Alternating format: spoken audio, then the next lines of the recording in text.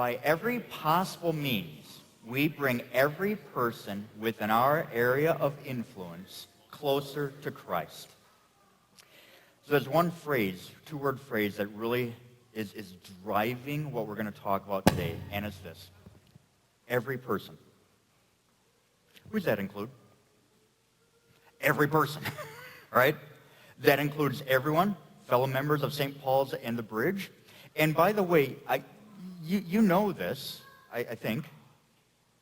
St. Paul's and the Bridge is so big. We have, I guess you could say, kind of tiny little congregations within, not really tiny even, right?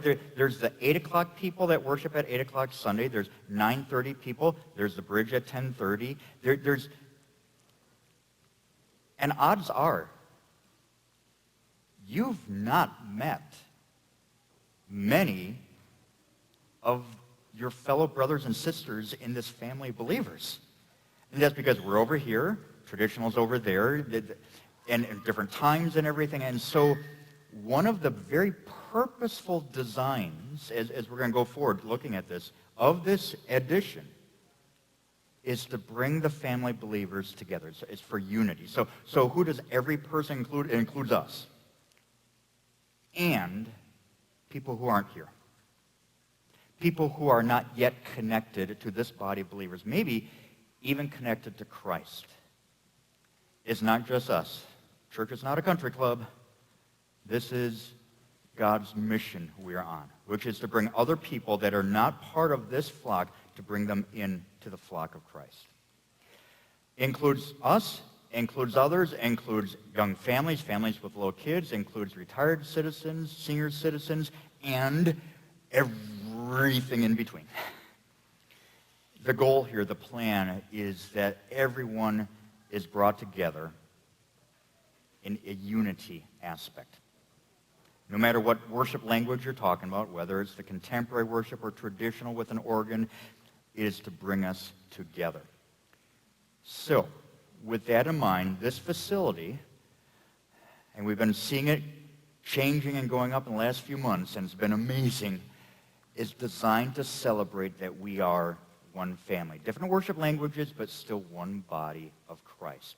What that means then, Sunday morning, this is what we're going to try out as far as a schedule once this is all done and everything's ready. It means that our traditional worship and Bridge will be happening at the same time in the same building. Practically, that means 2 pastors will be preaching every Sunday at the same time. That is more work for the pastors. But it is worth it to have the unity. It is worth it to show that we are one family. Also, that means we'll be able to worship before and after together and mingle together. So if church is going on at the same time, both traditional and the Bridge, people for both come at the same time. You're able to mingle and greet each other, and after church, everyone's getting out together at the same time, so that there is that opportunity for this, which we've not been able to have. Ever since the Bridge started, period, we've not been able to have that kind of mingling, that kind of unity. And so it's designed with that in purpose. Now, one thing about that, studies have shown that if someone comes to church and they don't have a close relationship with someone, they're going to be far more likely to just stop coming. We want to create a culture, an opportunity for that connection. One of the best ways to do it, you have something to drink in one hand and something to eat in the other. So before, after church, having that food, the beverages for adults, for kids, all of it, having that in that big gathering space that is over there.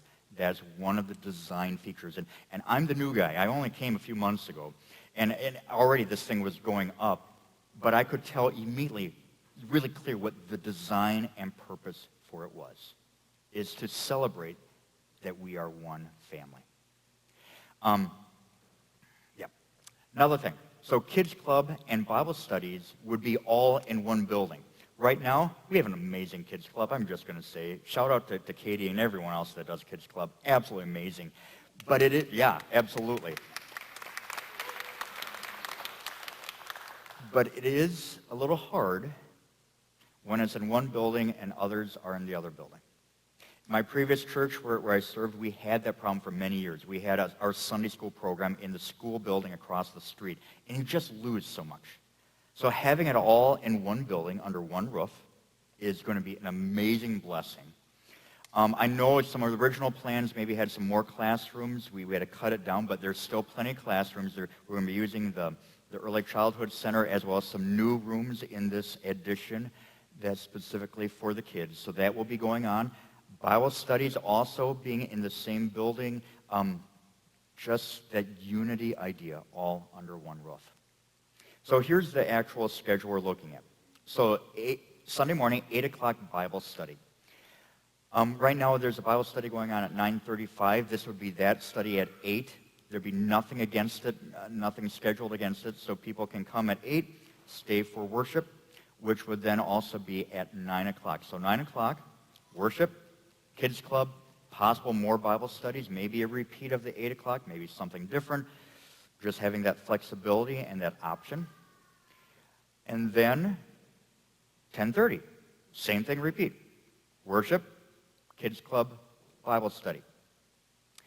For those that like the traditional worship, there will be 2 traditional worships, 9 and 10:30. And some people ask, well, why have 2? Couldn't they all be fit into one service? And technically, you take the averages of what we do at 8 and 9:30 right now in the traditional, you get about 400 people. You can squeeze 400 people into the traditional sanctuary, but that means no opportunity for kids to sing at all. Because when the kids come to sing, it's crowded. So we'll have 2 traditional services, 9 and 10:30. Kids clubs at both time slots, Bible studies maybe at both time slots too. For the bridge, initially we'll keep the 10:30 at time slot for the bridge, but in the other building. And then with that option to, if this grows, to add another one at 9 o'clock. Now, here's an interesting thing. So many studies have been done about faith and Christianity in America, and one of them is about the kind of the ideal worship time. Statistically, 9:30 is like the prime time in America for Christians to come to worship. That's why 9 o'clock is that time slot. Where I previously served, we had 3 services in the morning, Sunday morning, 8, 9:30, and 11. You can guess which one was the highest attended. It was the 9:30. You look at other churches around here, same type of thing. 9:30 is a prime time for people to come to church, especially with families. 8 o'clock, our 8 o'clock traditional doesn't get many young families. 9:30, prime. So this is my own personal thought. We'll obviously starting at 10:30 with bridge. I think we're going to add a 9 o'clock bridge fairly quickly. But we'll see. One thing we're going to ask you to do is we'll have a survey, and I'll show you the QR code for the survey at the end here. If you can take that and help us, that's going to actually give us kind of a feel where a lot of people are, where they might, and if you have an option of bridge at 10:30 and 9 o'clock, which one would you more likely go to? That will help us with that question. Between these services, after is where all of us are mingling. You will meet people that have been part of your family believers for over a decade and you've never met them. How amazing is that? To show that we are one family, and a rather big family too. It's awesome. This addition will facilitate that. And I've been part of a number of building projects in my ministry. And somewhere along the line, I heard this and it just really stuck, that especially with churches, buildings are facilities, which means they facilitate what goes on inside them. This addition was designed to facilitate ministry, to enable it, to make it happen, to give that space for, to encourage it. And so it's designed with the unity, one family idea in mind. It is designed to facilitate this. It's going to be really, really exciting when that happens. So basically, that's the gist of it. One other thing as far as communion specific for the bridge. So if we have services at 9 and 10:30 for the bridge, let's say that, communion would be moved from before to immediately after. So that, kind of like just what happened today with this open forum, we would do worship, close with final song, say goodbye to anyone, and whoever wants to stay for communion, 3 minutes, 5 minutes later, we'll start the communion service in here after everyone has left that wants to. So communion would be right after as opposed to a half an hour before. And so that works with a 9 and 10:30. 9 o'clock is done at 10, 10:05, something like that. We do the communion service. That gets done easily by 10:15. Time for people to come in for a 10:30 service, that type of thing. So that's really my presentation. I got 2 updates, and then I'll just open up for any questions if you guys have them. Update regarding finances and an update about the building itself. Finances. To date, $3.3 million have been given for the building project. That's not pledged. That's given. Praise God for that, please. I think that is amazing. As the new person coming in, $3.3 million is absolutely amazing. God has blessed us so much, and with the financial resources, and then moved people to give for this. That's amazing, guys. Of course, it costs more than 3.3, though. The total cost is $10 million. And so what that means, of course, a loan. And so for the next 2 years, there's a mortgage payment of $48,000 a month. But anything that comes in for the building project will be used to pay down the principal. So that in 2 years, when we refinance, and we can in 2 years, we can't do it before, we'll be able to bring that monthly payment down significantly. So anything that is still received right now, as part of the $10 million project, is the cost for all the furnishings, the new chairs, sound system, all that kind of stuff. And so with the drive right now, if people want to give towards the furnishings, that's already budgeted, so the money given toward furnishings actually lowers the total cost. Also in the new year, we're going to have another kind of a wrap-up Because It Matters campaign and sermon series. So anything that is brought in, whatever you are moved to give, will be able to significantly pay down that principal. So in 2 years, when we refinance, it will bring down that monthly payment a lot. So that's the update on the finances. Building-wise, I don't know if you noticed, man, there's been a lot of activity across that parking lot. This week alone, the parking lot was finished. They even striped it right away, which blew my mind. The landscaping has been done. A lot of the outside stuff, because they want to get it done before it gets way too cold. There's still stuff to be done on the inside. They're doing flooring. There's stuff like that. So I mentioned I've been part of a number of building projects in my ministry. Not a single one of them got done early. Not a single one of them got done on time. That may change.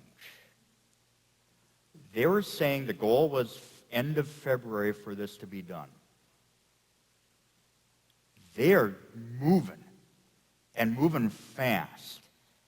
I don't want to say it, because all it takes is an inspector to say, hey, you got to do this, and it take, or some supply, some shipment gets stuck at the port or something like that.